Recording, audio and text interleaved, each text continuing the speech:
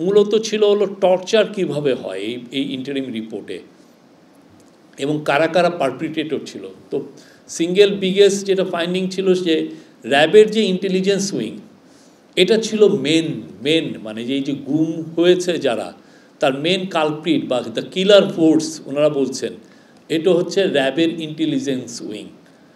তারা এই কাজটা সবচেয়ে বেশি ইনভলভ ছিল এই পুরো যে গুম সংক্রান্ত কমিশন যেটা তাদের ফাইন্ডিংসে বলেছে। তারা অনেকগুলো বলেছে যে কিভাবে যারা ভিকটিমদেরকে নেওয়া হতো তাদেরকে কিভাবে মারা হতো, অনেকগুলো 4-5টা কথা বলেছেন।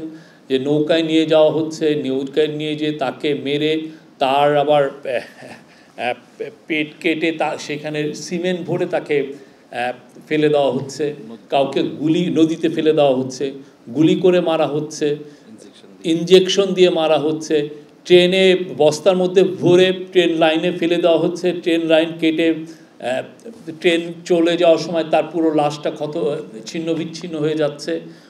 প্রফেসর ইউনূস এগুলো শুনে বলেছেন যে মানে এদের এই বিষয়ে একটা আসলে হরর মিউজিয়াম হওয়া উচিত।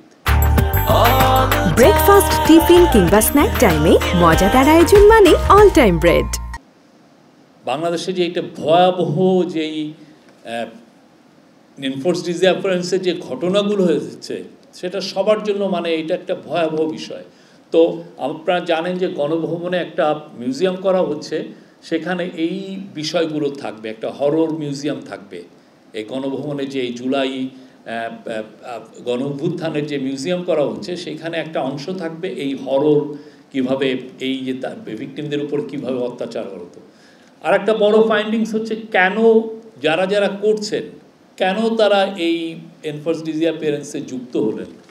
দেখা যাচ্ছে যে যারা পুলিশের মধ্যে অনেকে পিপিএম, বিপিএম, ভালো পোস্টিং, ভালো পজিশন, পিপিএম আপনি জানেন যে এটা একটা অ্যাওয়ার্ড, পুলিশের অ্যাওয়ার্ড অ্যানুয়ালি দেওয়া হয়, সেটা পাওয়ার জন্য এই কাজগুলো অনেকে করেছেন।